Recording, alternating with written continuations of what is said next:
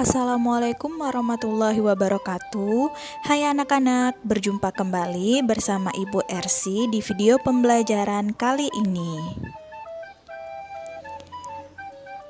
Materi yang akan kita pelajari hari ini yaitu kata tanya, jenis-jenis usaha bidang jasa, dan tanggung jawab sebagai warga masyarakat.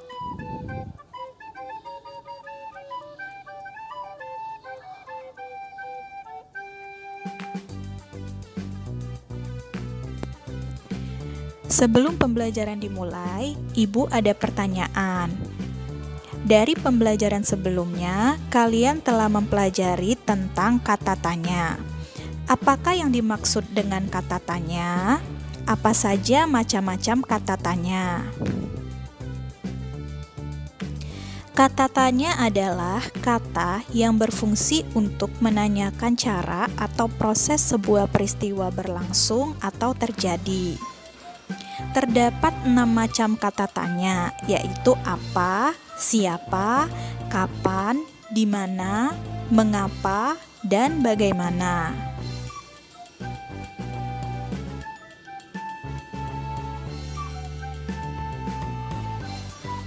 Sekarang, bacalah teks bacaan melihat jejak Merapi di Kali Adem. Kali Adem terletak di lereng Gunung Merapi di Yogyakarta. Dahulu, tempat ini dikenal sebagai lokasi perkemahan yang asri.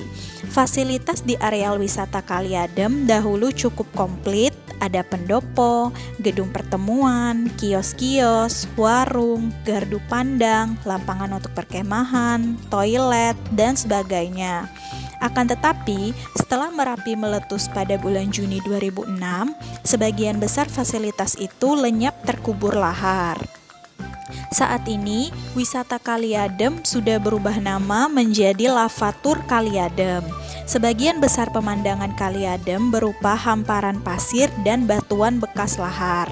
Di sana ada bunker atau rulinda, ruang lindung darurat.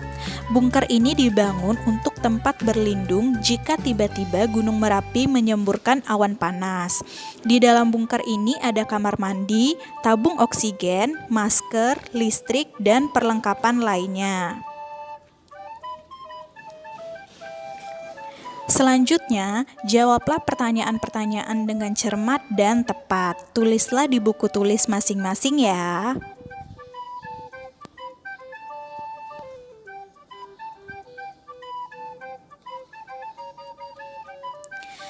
Dari bacaan melihat jejak Merapi di Kali Adem, kamu telah mengetahui salah satu lagi jenis usaha, yaitu usaha pariwisata.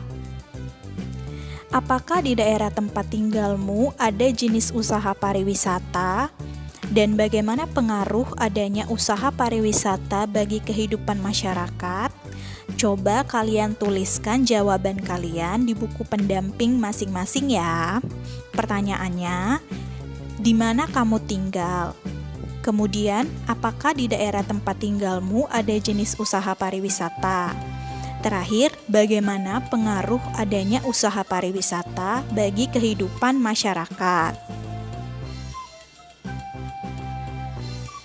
Tahukah kamu jika usaha pariwisata merupakan salah satu jenis usaha di bidang jasa? Untuk meningkatkan pemahamanmu, bacalah bacaan jenis usaha bidang jasa. Jenis usaha pariwisata merupakan usaha di bidang jasa. Bidang jasa berkaitan dengan pemberian layanan kepada konsumen. Contoh usaha jasa selain pariwisata antara lain perbankan, keuangan, asuransi, kesehatan, dan hukum. Sektor jasa di Indonesia, terutama pariwisata, berkembang pesat. Pesatnya jasa pariwisata didukung potensi panorama alam Indonesia yang elok. Sektor pariwisata di Indonesia juga menonjolkan aspek budaya. Contoh objek wisata alam adalah danau, pantai, bukit, pegunungan, gunung, suaka alam, serta flora dan fauna. Contoh objek wisata budaya adalah kesenian daerah, upacara adat, keraton, dan candi. Berkembangnya sektor pariwisata menumbuhkan usaha-usaha penunjang jasa pariwisata.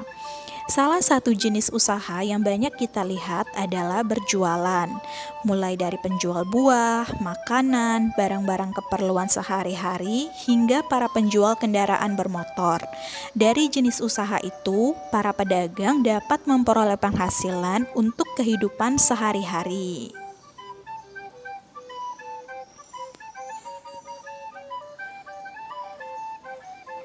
Berikut ini adalah contoh usaha-usaha di bidang jasa pariwisata, yaitu ada hotel, pemandu wisata, penjual souvenir, dan tour and travel.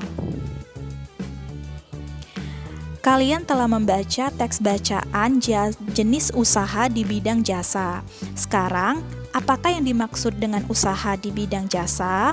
Bagaimana peran ekonomi tersebut di bidang sosial dan budaya? Tulislah jawaban kalian di buku tulis masing-masing ya.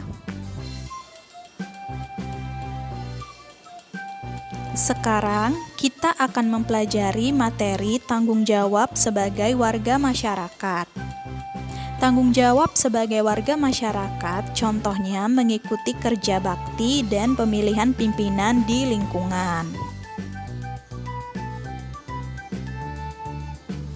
Menurut kamu, apakah makna tanggung jawab sebagai warga masyarakat? Untuk menjawab pertanyaan di atas, bacalah kembali teks bacaan tanggung jawab sebagai warga masyarakat. Kemudian, buatlah 2 contoh mengambil keputusan bersama tentang tanggung jawab sebagai warga masyarakat dalam kehidupan sehari-hari yang berbeda dari contoh sebelumnya. Tuliskan di buku tulis kalian masing-masing ya. Baiklah anak-anak, cukup sekian materi yang bisa Ibu Ersi sampaikan. Ibu akhiri, wassalamualaikum warahmatullahi wabarakatuh. Sampai berjumpa kembali di pembelajaran selanjutnya.